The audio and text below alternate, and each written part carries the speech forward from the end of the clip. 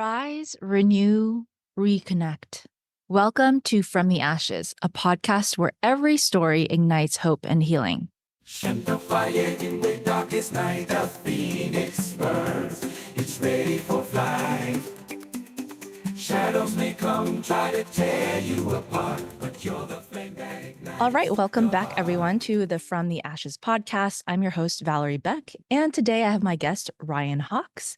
He has a master's in sport and performance psychology and leads a team of 50 plus employees running a homeless assistance program. I'm super happy to have you on the podcast today, Ryan.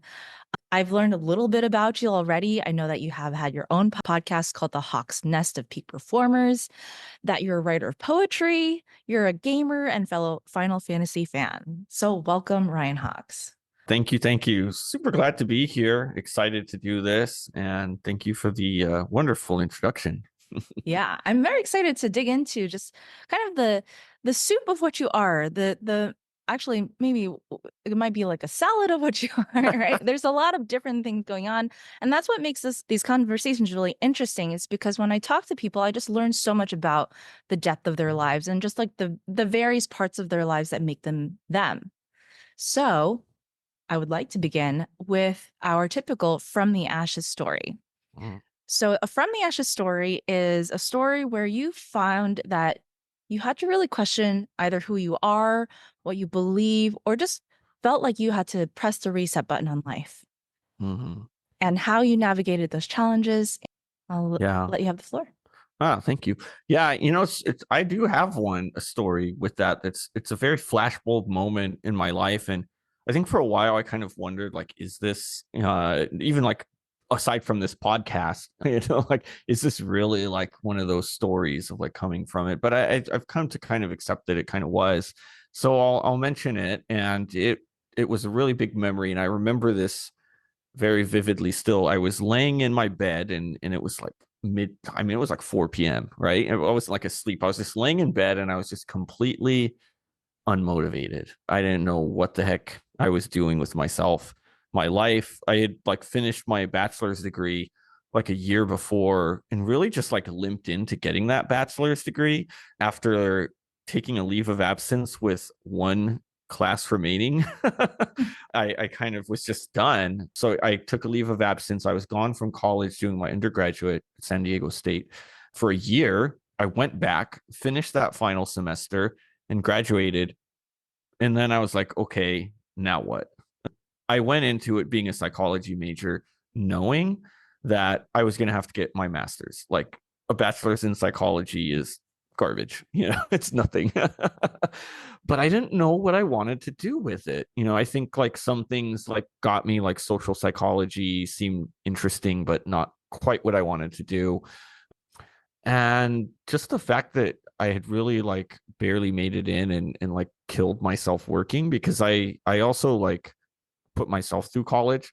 And I also made some like kind of bad financial moves when I was younger too and paid for it. So I spent a lot of my undergrad like working 60 hours a week between like 3 jobs and doing that full time. So I was burnt out. I didn't know what I wanted to do. And also kind of like partying a little bit too much because, what else am I going to do after finishing school and not knowing? So yeah, I was just down and out, and like all of my hobbies disappeared too. Like even all my stuff, like you talk about Final Fantasy and introing, like I wasn't playing video games. I wasn't playing Final Fantasy games. I, had used to play music and bass, and I wasn't doing that. I wasn't writing or anything. And so I was just laying there thinking, like, what do I enjoy? What makes me happy or used to make me happy? And I thought, well, I like running, I like jogging, and I haven't really been active. So let's try that. So I kind of got up out of bed and I put on my running shoes. And it's kind of odd thinking about it, but I put on my running shoes and literally just YouTubed motivational speakers. And interestingly enough, one came on that I had heard the week before in HBO Hard Knocks. It was Eric Thomas. I don't know. Have you heard of Eric Thomas? I have not. Eric Thomas is funny. They call him like the hip hop preacher, and he's one of those like motivational speakers. The line that really stood out to me about him from what I heard in Hard Knocks was like, everybody wants to be a beast until they have to do what beasts do.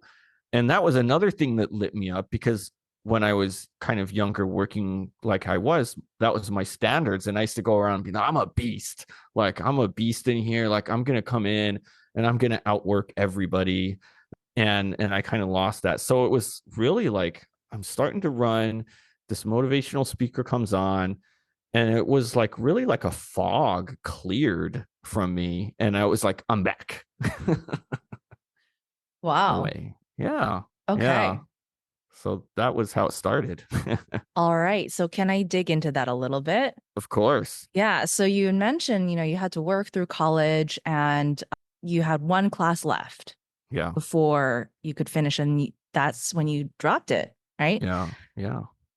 What were the circumstances that led to that decision? Yeah. It was kind of I think it was the semester before that like really broke me. And that was like crazy. It was the craziest semester ever. I was a double major, psychology, Spanish. And what broke me was the Spanish. Uh, When I finally had gotten to the upper level Spanish classes, and that's where you go from, just like, learning your vocabulary words and reading short stories.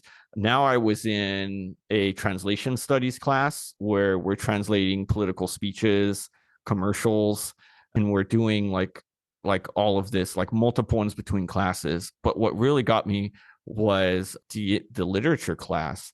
And I loved it because I'm a literature buff. But the first book that we read was called Cien Años de Soledad, or 100 Years of Solitude, by Gabriel Garcia Marquez. Have you heard of that one? no. No. Okay. So this is a book that, like, for a Spanish native speaker, is a challenging book to read. So for me, and I was the only non-native speaker in that class, interestingly enough. So what they're over there, and they're reading it and doing okay. We had to read like 50 pages between classes. Mhm. And for me, it took me like an hour to get through one page, because I'm having to like look at my Spanish English dictionary and use Lingui to like translate this book, because it's like crazy Spanish for me. And mind you, I'm working 60 hours a week. Mhm. So a lot of times I would get back from work, and I would do this homework, and I would just stay up as long as I could. And I was getting like an hour or two of sleep. So I think overall, long story short, in that, like there wasn't enough time in the day. I was sleep deprived, and it kind of broke me. Yeah. And I also got a sinus infection, partly because I found out I have dog allergies, and I love my dogs. But also, two of those three jobs I was working, one of them was at the Home Depot in the building materials department, a lot of cement and concrete and wood. And the other one was at a construction waste junkyard. Okay. so so yeah, when I finally went to the doctor, he's like, what are you doing? Number one, I was in there with like 100 some plus degree fever. The first question he was how did you get here? And his next question is, what are you doing? And then he goes, yeah, you probably need to quit one of those jobs. You got a terrible sinus Wow. infection. Your immune system is like done for. That's actually amazing to hear from a doctor these days. It's like that they could pinpoint that the source. Yeah. Okay. Yeah, it was funny what they did. I don't know how he did figure it out. I think I did mention something about having like sinus issues and Mhm. stuff like that. That my breathing had gotten a struggle. But yeah, it was interesting to have that go on. And yeah, I mean, the next semester too, what kind of got to that was that class, the last class I needed, I failed it. I Okay. failed that class. So that was, kind of strike two. Whereas number one, also that Spanish class, the intro to lit, I put everything into that class. I got a D. Mm, I got a D because I just couldn't keep up. And then the next one, to fail that other class, it was because your tests were based on your grade was based on three exams they dropped the lowest score of one time. I had my sinus infection. Mm. I couldn't attend. I was in bed. And then the next time I showed up 15 minutes late because I was leaving one job and going to school. And the TA was a very smug TA, wore a suit and tie, and he very much enjoyed telling me that I was too late to take the exam. So yeah, I think that's what it was. To when I kind of look back at it now, it was like the first like real failure that I kind of experienced in life. Like the first time where I gave it everything I had. Like Mm. I gave it everything and I didn't come out successful. So I was tired. So Yeah, yeah, I can yeah. imagine. Yeah. All right. So we've painted a really big picture here of like, you have the sinus infection, you're getting sick, you're exhausted, you're working, more hours than you could probably handle while trying to maintain school. And naturally, then your body kind of breaks down and your mind also is tired. And so you have to take this break. Yeah.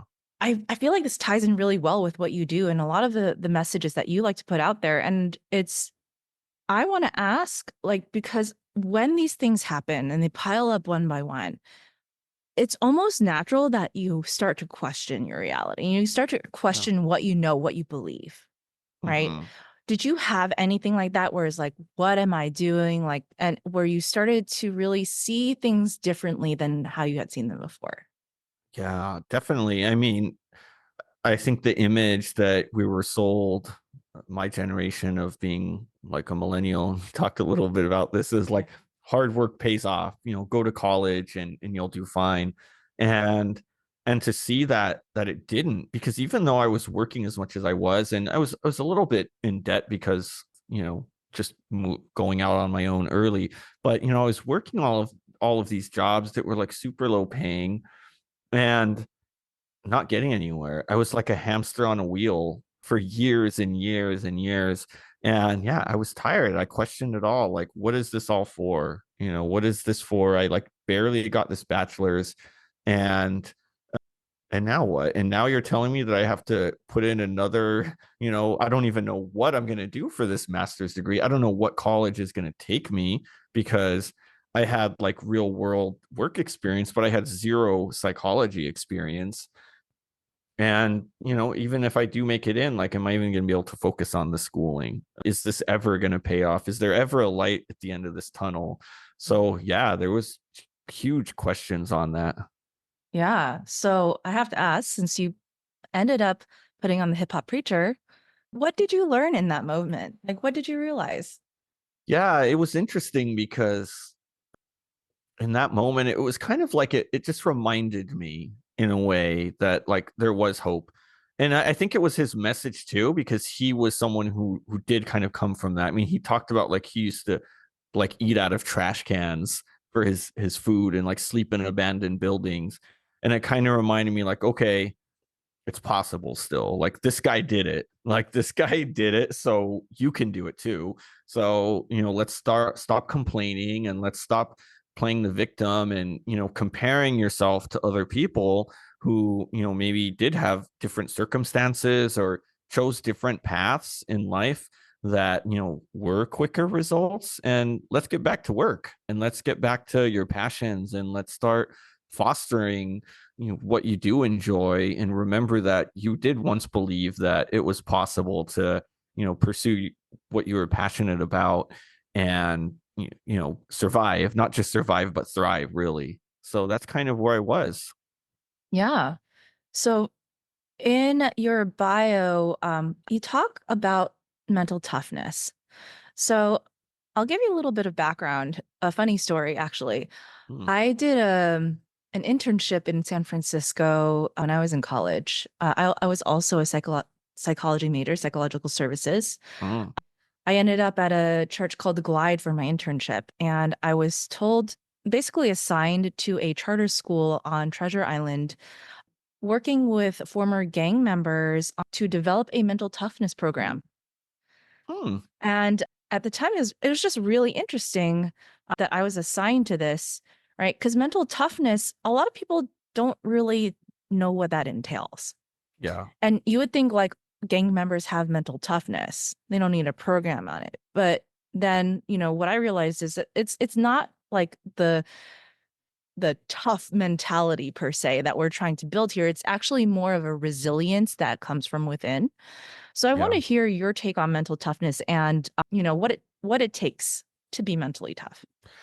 Yeah, yeah, mentally tough when you think about it, it's really to me like it comes from within and spreads out. You made a good comparison there, and it's a lot of like maybe you would see like certain people gang members or whatever may have an exterior that they portray as mentally tough, whereas really like that's just a shell, but inside they're not, right? They have no resilience in this and that. So the mental toughness is something that starts from within and then kind of spreads out. And it means that you're able to persevere when obstacles come your way. You're able to keep the right mindset when things are good and when things are bad. Many times you're thriving and you're seeking out challenges and seeing them as opportunities rather than shying away from them. That's kind of a succinct answer to it. Yeah, so leaning into challenge rather than running away. Yes, yes, leaning into that challenge and knowing that like that helps you to grow and be a better person. So, from that place of you were lying there listening to and you went jogging, what was your story after that that allowed you to continue building that mental toughness? Yeah, yeah. I mean, the jogging was a big thing because it was something that I loved. I am one of those weird people who like enjoys running. And just to kind of get those endorphins flowing and like feel that natural thing. It was crazy because I jogged like miles that day after not jogging in like probably 5, 6 years.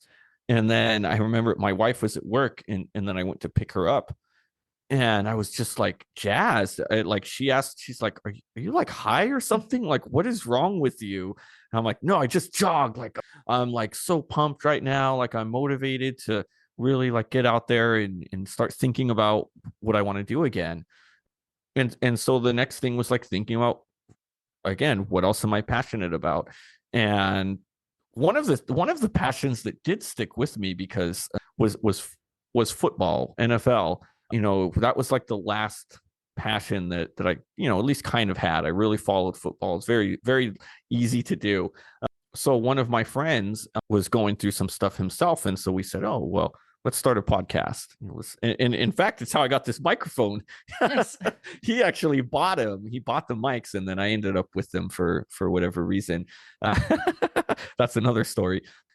So we started a podcast, and it got me to make a Twitter account, and that was the initial passion was putting out that podcast and like, okay, here's something I love that I'm working towards again, that I'm pushing myself to do well at instead of just skating by.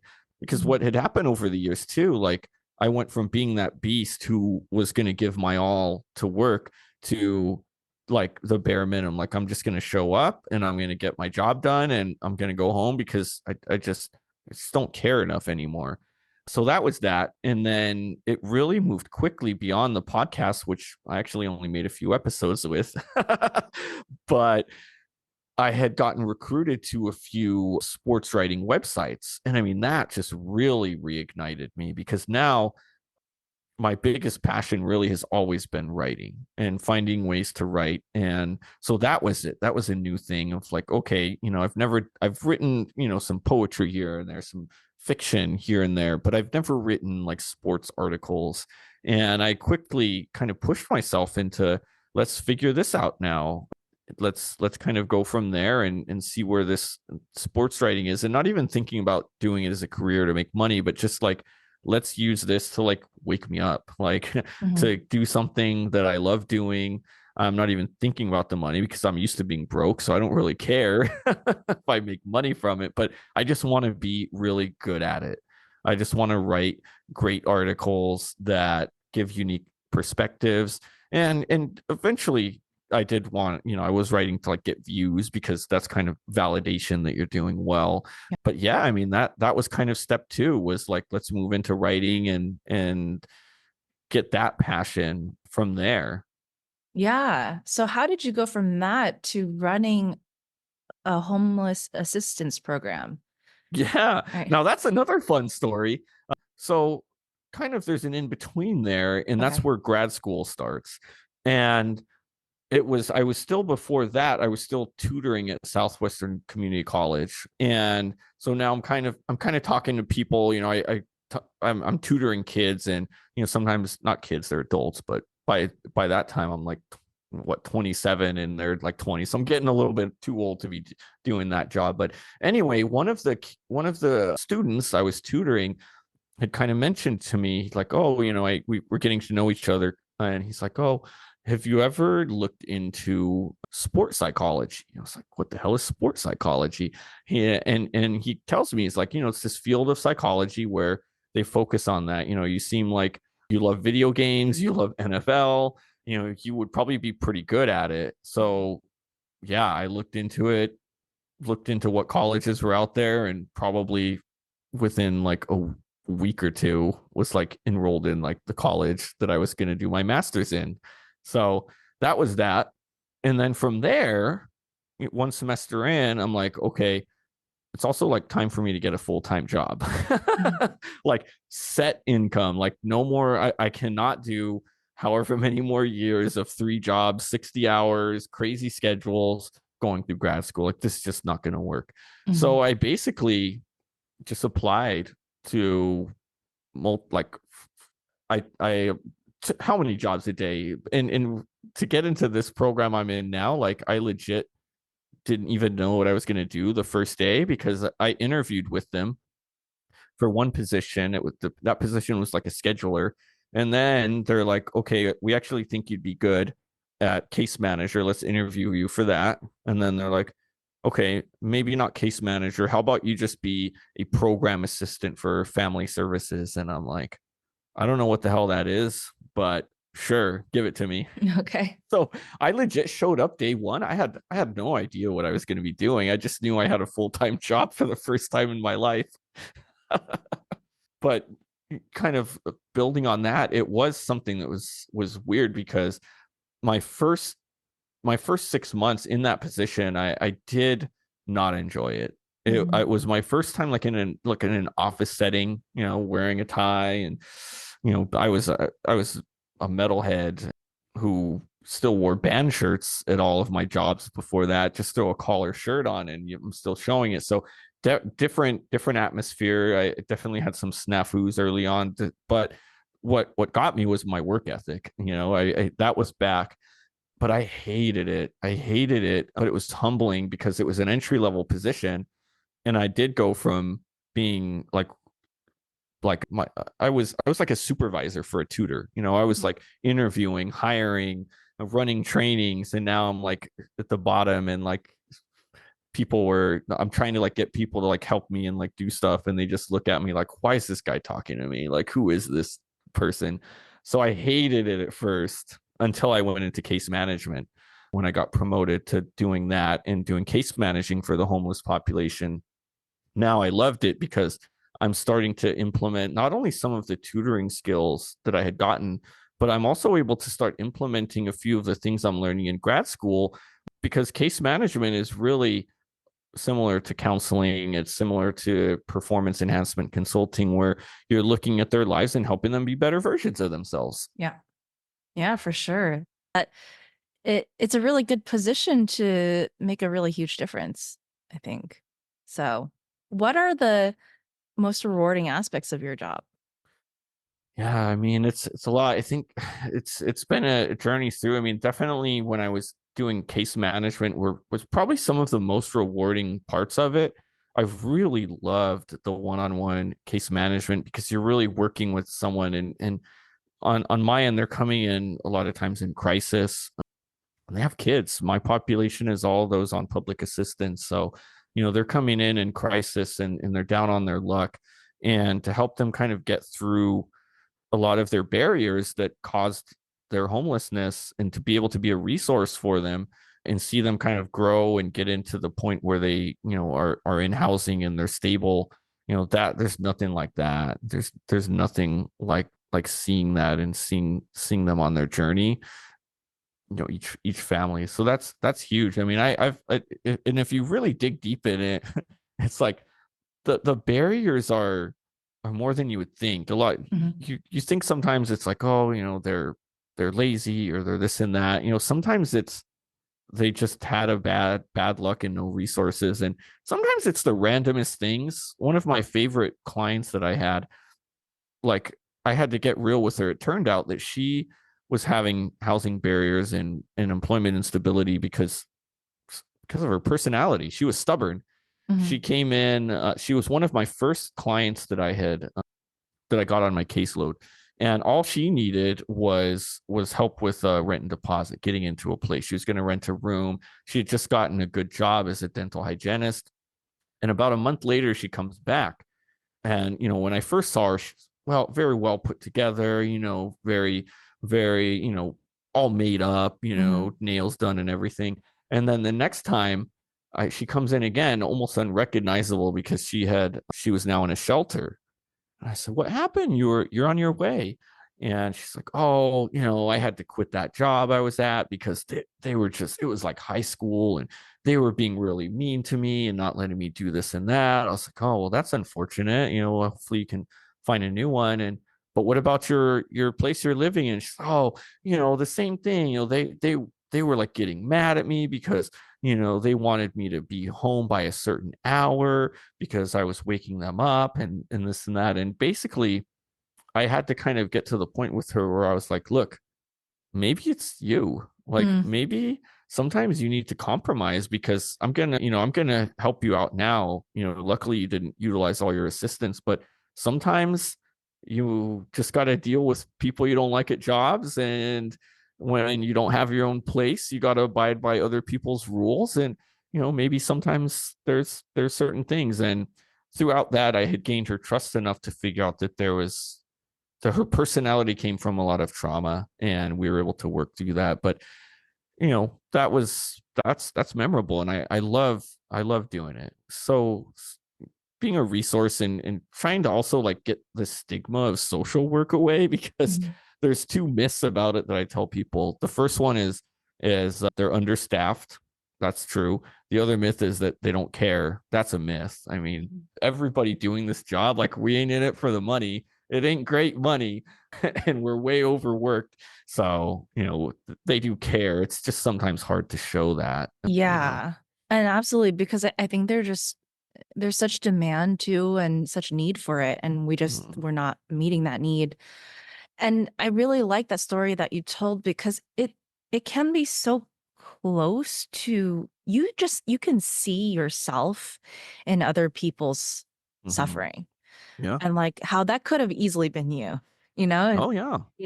like if you had allowed your personality to run a certain way, to make the choices a certain way, it could easily have been you too. And it just brings you a little bit closer to just all of humanity, I think, Yeah, being in the definitely. position that you're in. Yeah, I mean, interestingly enough, if I look back on it now, I could have easily been homeless too. I was between jobs at one point in my early 20s, and luckily my brother-in-law's girlfriend, who he had he had only been with her like a few months, like she's like, "Oh yeah, come stay with us." So I'm like, that's the difference. A lot of people have had those instances in their life. It's just that some people don't have people who are willing or able to take them in like that. And Oh yeah, absolutely. yeah. Hey listeners, if you're enjoying the stories and insights from the Ashes, why not stay connected with our community? Join my mailing list for bi-weekly updates on upcoming events, wellness tips, fun tidbits, and of course, new podcast episodes. I promise no spam, just valuable content to help you live your best life. Head over to www.intrepidwellness.life and sign up today. Don't miss out, and let's keep the conversation going. Okay, so I want to go and ask about your podcast, The Hawk's Nest of Peak Performers. So, what inspired you, or actually, we kind of talked about that, but like, what to you is a peak performer? Yeah. A peak performer is somebody who is I'm trying to say it without being redundant, but it's someone who is just constantly striving to improve, and really is just like they kind of have their passion, they have their field, and they're just thriving there, and not necessarily even like thriving. It doesn't mean that they're a master at what they do. It doesn't mean that they are going to do that forever, even, but it means that they found something that they're passionate about enough about to really push themselves to constantly improve in. That's kind of what I see that as. Love it. So, how would you describe the advantages to Mhm. being a peak performer? Like, why should someone ascribe to being one? Yeah. And this is where I get fascinated about it, because to me, there's something about peak performance too, is that it's almost like a paradox, because on one end, you're pushing yourself, right? So it's not always comfortable, right? It's not always comfortable. But what makes you a peak performer is I can't force you to be one, right? I can go, especially now, right? When I'm supervising a lot of people, I can't go and force somebody to be a peak performer because I push them hard enough. They have to want to push themselves. So the advantages of being a peak performer are kind of self-evident in that you want it, you want to excel. And why do you want to do it? Because you love it. You love what you're doing, you're passionate about it. And so it's not necessarily work. And that's what I see a lot in the people that I have interviewed so far. The very few I've done is like the reason why they excel and they do so well is because they love what they do, and they want to kind of do whatever field that is justice. Mhm. Who would you say, give me a couple examples of like peak performers in the more public eye that you Uh, follow? Yeah, I mean, the one that always comes to mind, and just kind of thinking about me in a sports sense, is like Kobe Bryant, right? I Mhm. mean, that Mamba mentality, like they don't accept mediocrity from Mhm. themselves. They're constantly trying to improve. They're constantly working at their craft and trying to get better, and finding any little nuanced ways. Especially like someone like Kobe played forever in the NBA, and sure, his physical skills were declining at some point, but like how long was he great? I mean, you've got LeBron James now, who's what is he going to be, 40 years old this year, and he's still going at it. Tom Brady, peak performer, like the definition of, just really constantly finding ways to continue to improve their game. Athletes are the easiest ones to find because they're in the public eye, and and Mhm. and it's really like easy to see, Yeah. in that kind of lesser known, and maybe not quite in the public eye, but the podcaster I really like, which is Rich Roll. I don't know. Have you heard of him? I feel like that I vaguely have, but I don't know anything about Oh it. man, love me some Rich Roll. So I listen to all of his podcasts, and as a podcaster, he's a peak performer. I Mhm. mean, when I listen to his podcast and then kind of listen to others, it's not that other people's are bad, but his are so much better because he can tell that he's constantly trying to find ways to improve his craft as a podcast host. How Mhm. can he find the right questions to ask, find interesting questions, find the little tidbits that maybe people don't know about the other person or that they've never been asked. So, stuff like that. I love that because you know what that really points to is curiosity. Hmm. It's like you have to also you want to be good, right? But you Hmm. also believe that there is something beyond what you already know, and you constantly are pushing that edge of like, and it's a mentality of also fun, I think, right? It's Yeah. like there's it's not that you're trying to like be the best. Like maybe Yes. there's an element of that, but there's also like a genuine like what would happen if Yeah. that is part of what you're describing. Definitely. Yeah. Pete Carroll, who was he was a longtime Seahawks coach. This will be his first season where he's not of the Seattle Seahawks and formerly of USC. One of the great books I read, that he collaborated with Michael Gervais, who's my favorite sports psychologist. He was the mental skills trainer, sports psychologist on the Seahawks for years. He calls it like a culture of grit and competing to create. And he uses competition as a way to improve themselves, but you're not, the competition isn't to be better than, it's to improve. You're competing and you're seeing like the person next to you and your opponent, you're pushing your limits to see what those limits are so that you can go beyond them. And that's kind of what peak performance looks like. It's curiosity too. It's like, what are the limits? What are they, and can I push past those? And if you have that curiosity about you, and if you have that work ethic to dedicate, then you're probably going to make it at some point in terms of being a peak performer. Fabulous. All right. So I know that you are also a gamer and you also write poetry. So there are a few other things that you do that are more on the either the artistic side or more on the, I don't even know what to call gaming. Like what what side of is that? But how do these different sides of you factor into you being able to push your own peak performance? Yeah, yeah. It's true. I mean, the one thing is like embracing the passions, finding ways and to just like do what I love.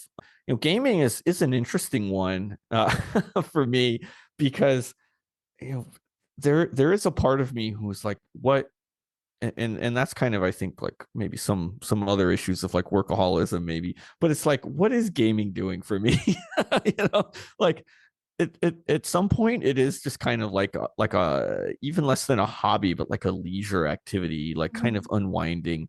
But at the same time, games like Final Fantasy, where they're just so rich in terms of their story, kind of give you that worldview perspective. I mean, it's shaped me a lot. I mean, I've played every Final Fantasy game that's out there pretty much, and just kind of the overall theme of those Final Fantasy games is like just like being a good person, like Oh, just like totally. being a good person and like kind of being a uh advocate of justice, and not tolerating it, and just really like giving you like the creative output. Like when you think about it, like the story is the same a lot of times, but they find a creative way to put it in a new light and to kind of spark emotions. And really, like, it's storytelling, Yeah.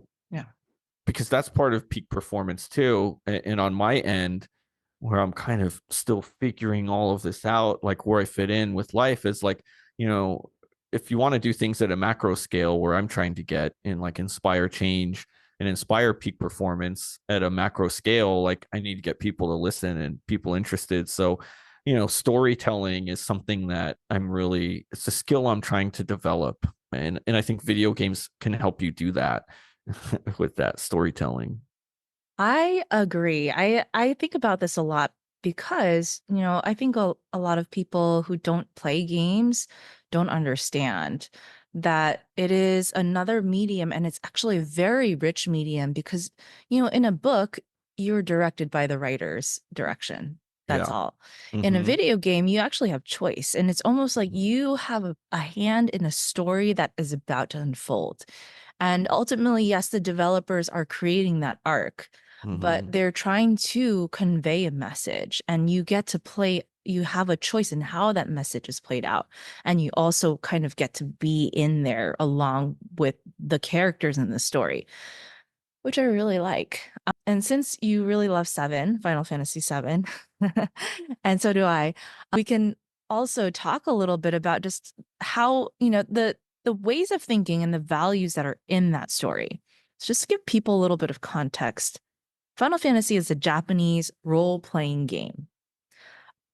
And Final Fantasy 7 actually came out in 1997, I believe. Yep, you Yeah. got it. On PlayStation. It was a huge hit. And the backstory is really interesting in that it's kind of like these eco terrorists is what they Yeah. call them, right?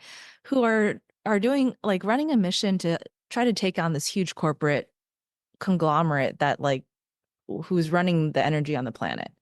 Hmm. And it's none of these people are perfect, and that's what I love about it. None of these characters are perfect, and they're actually hugely imperfect with like huge traumas, and you actually get to see it. You get Hmm. to see how it unfolds with all of these imperfections. I just think it is such a work of genius, how they were able to do that and keep people riveted. Just so enamored with the story even now in 2024. Yeah. Yeah. Seven was such a crazy game that I learned Microsoft PowerPoint because because I made PowerPoints where I like put in like little midis of the music and I didn't even show them to anybody. I didn't have internet to like show them. I would just like watch this PowerPoint with like Cloud Stripe and like a little bio that I had written on him Oh, with like this music playing. Like that's how like into that story I was. Yeah, I mean it's true. It's telling you the story of imperfect people, and I think that's what made it so great. What for me was it was one of like the first stories where it's like the hero isn't some knight in shining armor, perfect dude. He's like he's this the anti-hero. He's like he doesn't even want to do this but he's thrown into it, but his morals make him continue. His morals say like, shoot, you know what, like I've got to do this. Like I'm seeing this stuff going on, and it's not right. And to an extent, at some point with seven, without too much spoilers, it's not even like to save the world. It's more like almost like a personal vendetta. But you know, inadvertently, there's some world saving going on. yeah, as their option is. Yeah, yeah. Yeah. I think, it's the kind of story that has inspired me to be more open and like Hmm. to really see people beyond my judgment of them. Because Hmm. it's just so easy to judge people Yeah. and like to be like, that guy is too hot-headed, that guy, like isn't worth listening to. And it's like everybody has a side that like we might not like, but like there's also a whole world behind them. There's a whole story, there's a whole human history behind each person. Hmm. Yeah. And I think, playing games like this has actually opened me up to accepting a lot more of humanity. Yeah. Yeah.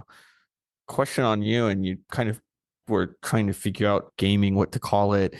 There's a I don't it's kind of died down, but do you think that video games are art? Oh, absolutely. Yeah. I feel like that's like kind of to me it's really obvious, right? Yeah. To you I'm sure it's, Hmm. do you agree? I would. Yeah, I would Yeah. agree. It's interesting because some of the game developers themselves and writers are say no, it is not art, which is just odd to me. Hmm. It's art. It's creative. If it's a creative thing and you're making something, it's art, right? They are making statements with these games. Like, another series that I really like is Persona. And Hmm. there is so much social commentary that Yeah. goes on in that game that's very bold. Hmm. They question a lot of the problems that people face and like, our society's role in creating the problems that they face. And there's a stance and there's also the actual pieces of art that are in there, the music, the Hmm. visuals and all of that. Like that's everything is very intentional and is very artistic. And I think if you think about art in that way, it's like of course it is a piece of art. Yeah, yeah, Yeah. I agree. It's always been an interesting debate to me. I'm like, why would you say it's not? Even you as an artist, like, don't take that away from yourself. But you know, Yeah. I think that is a really interesting argument. I don't know why people would argue that, but yeah. So then I want to also dig into the poetry. How did you get into that? yeah, I often think about, I crack up about poetry a lot because I have always been wanting to be a writer, right? Since I was in third grade, I wrote my first little short story, and I would say, oh, I want to be a writer when I grow up. But it was one of those things where people say, like writing, not many people could do that. You don't want to make a career out of that. So I've always kind of had it more as a hobby and kind of go on and off with writing, where I'll go years without writing and then kind of have this awakening again where I'll write. And it all kind of makes me think that everything happens for a reason, because when I really started to get serious about writing and into poetry finally was after I got denied entry into San Diego State University because I screwed up on my application. And so what happened there was one of the coolest times of my undergraduate education where I spent a year just taking classes that I wanted to take for fun Mhm. because I still qualified for financial aid. So why the heck not? So I took what I wanted. But before then, I remember still being in eighth grade, and my English teacher was always like, "Man, you're pretty good writer. You should write some poetry sometime." I hate poetry. Poetry's stupid. I'm never gonna write poetry. And I remember telling him on the last day, still like, I still don't like poetry, man. Like it's not gonna happen. But now it's like the main thing I write, which is so funny to go back to it. But coming back to that, some of the classes I got to take were creative writing classes and literature classes. So, and then at that same time was when I started tutoring at that same college in the writing center. So now I'm actually like surrounded by writers, and I have people who are like interested in reading my stuff, and they have their own stuff to read. So that was kind of where it started, and I really started actually like honing my craft there, because in those classes you got workshopped, and I learned some of the basics around storytelling and story writing and poetry writing, and things like showing, not telling, and some of the formal poetry meters and things like that, structures, how to structure poems. And it was just another way of challenging myself again. At that point I was able to really push myself from going to like this person who wrote for fun occasionally. Like, I mean, I've been writing forever. I wrote in middle school. It's so bad. I was such a mean person, but one of my teachers, I wrote had a short story series based on him called The Evil Fat Dumb Teacher. Oh no. And like people in school would just be, when's your next one, Oh. man? And then we also made a spin-off from that, which was a comic called Fat Man. And the teacher was like secretly a wannabe superhero, but like instead of like solving the crime, he would go and like make things worse. Oh. So it was so funny. So I just did stuff like that, and no real like formalized things. So yeah, then when I finally get this more formalized training in it, there was some good and some bad, because then there's also some times where I remember writing this one story, and at this point I'm like 20 years old, Mhm. and I remember I wrote this piece called America the Machine, and I thought I had figured it out. I thought that this was going to be like groundbreaking. Like, look, I'm exposing that, this whole corporate system is a rat race, and we got to get out of it. Like all my peers are like, okay, like we know that, dude. Like you're just learning this. So that was fun in that regard too. But yeah, I mean, I just started really doing it in write, especially poetry, writing a lot of poetry and honing that.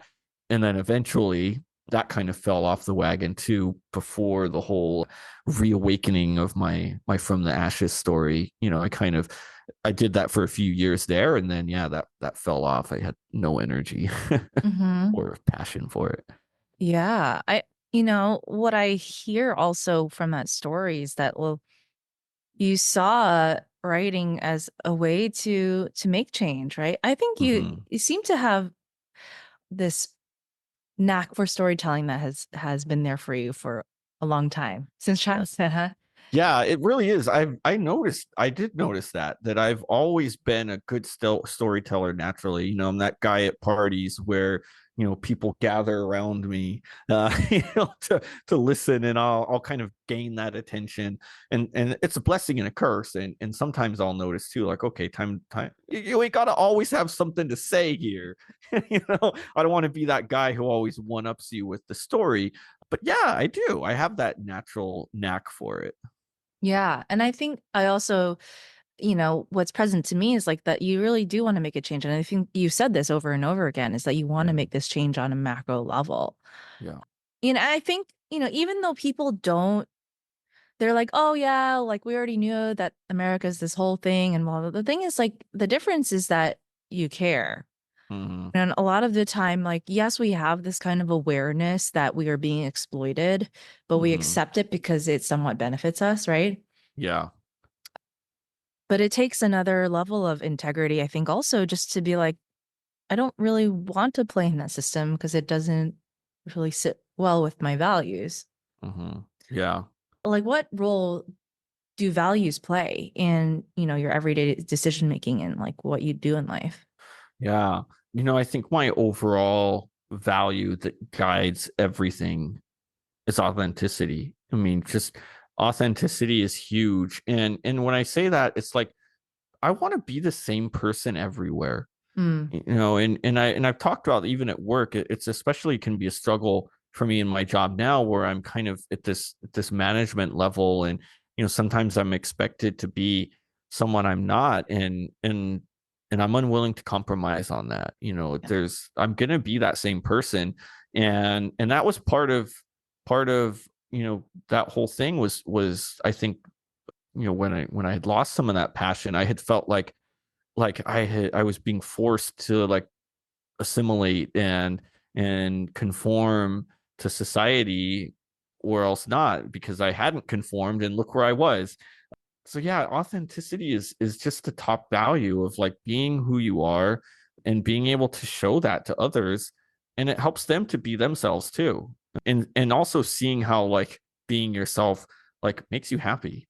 Like I don't have to hide things. I can be me at work, the same person at home, the same person if I go out to eat with coworkers, and the same person with other people. It's huge. That it's so funny that you said that because that was like the one point on my notes that I was like, I have to get to it, and I had almost forgotten Ah. to get to it.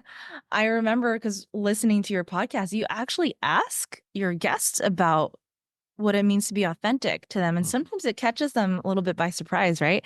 But I, Mm-hmm. I definitely I get it because like I have these non-negotiable values as well. And like I think authenticity is definitely one of them. Like I don't want to be walking through the world feeling like I can't be who I want to be. Yeah, yeah. And it's a tough word too, because there's another side of authenticity. It doesn't mean that like you could be an asshole to everybody. Right. You know what I mean? I'm just being my authentic self. Like you have to kind of, get in and get in and compromise sometimes. But you can be authentic without harming people. That's where I'm at. As long as I can be authentic and not harm other people, well, then we're on the right track. Yeah. I think part of authenticity too is when you are harming other people is like, can you see yourself in it? Are you able to Yeah, catch yourself? Are you able to be self-aware? yeah. Because that can, I think the more you're self-aware, the more truly authentic you can Yeah. be. And authenticity is so huge because because it also goes hand in hand with awareness, which is awareness in terms of sports psychology is like the foundational skill. You can't improve on anything until you're aware. And unless you're being authentic to yourself, you're not going to be aware. There's many people who lie to themselves, and Mm. they don't trust. They either don't trust their gut, they don't listen to it, or they're not being authentic because they don't want to feel belittled or whatever. There's many reasons, but people I think lie to themselves more than they lie to others, and then your authenticity is gone. Then you can't improve, and you're going to be miserable because you can't accept that it was your fault or that you made a mistake. For I think about things at work when I'm dealing with people, and it's like dude, you messed up, like let's own it and move on. And I sometimes I can tell they're BSing me, they don't want to admit it, but sometimes I'm like, this guy doesn't even realize that he messed up because he's unwilling to admit it to himself or herself. Yeah, yeah. I mean, I have caught myself even in very recent times, like Hmm. just, the lies that we tell ourselves, Hmm. it can be very tricky because you think you're doing the right thing. When you're Yeah. convincing yourself that you think you're doing the right thing, you can lie to yourself about a lot. Oh yeah. It's a muscle. It's a muscle that you have to work out. I mean, being authenticity and kind of being in touch with yourself, and you got to have a practice to kind of work that muscle out. I mean, to for me and I think for many people, mindfulness is huge. And that's also a big mental skill, is mindfulness in sports psychology, and doing those types of practices, whether it's meditation or other, kind of similar things, is that's how you're going to build that authenticity and that awareness muscle. Okay. All right. So we have room for like one more question. So since you have kind of touched upon mindfulness and meditation, yeah, I want to hear a little bit about how that has played a role in your life and how you teach others as well. Yeah. And that's where I'm like super lucky that I had a high school teacher who taught us mindfulness and helped us practice it. I think especially for adults, what turns people off to it is it's hard. It's hard to do. It takes a lot of time, but I had this teacher in high school who we would practice it. I don't know if it was weekly, multiple times a week, but he kind of built us up. And it was like, first, we're going to sit in silence and just kind of, focus on just being aware, focus on, your senses and everything around you. And then, we're going to do it for 1 minute. And then we built up. And at some point, we built up to like 20 minutes. And I remember just kind of being there. I was like, wow, that did not seem like 20 minutes. And he gave us practical situations to use it in, which were like scholastic, like before a test, before you, if you're playing sports, before that. And so I would use it and I saw that it worked. I would use this and like, okay, before a test, I'm a little bit antsy. Let's do some mindfulness practice. And so I had practiced it forever, especially like during some of those high stress times.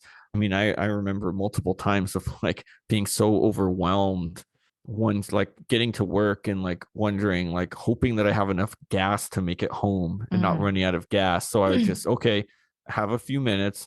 Let's sit down and do some mindfulness for a few minutes and, kind of let those feelings go and focus on the now what I can control, which is doing my job. And I can't control if my car runs out of gas. So there's no point in worrying about it. So let's focus on releasing that thought and not keeping it in to torture me.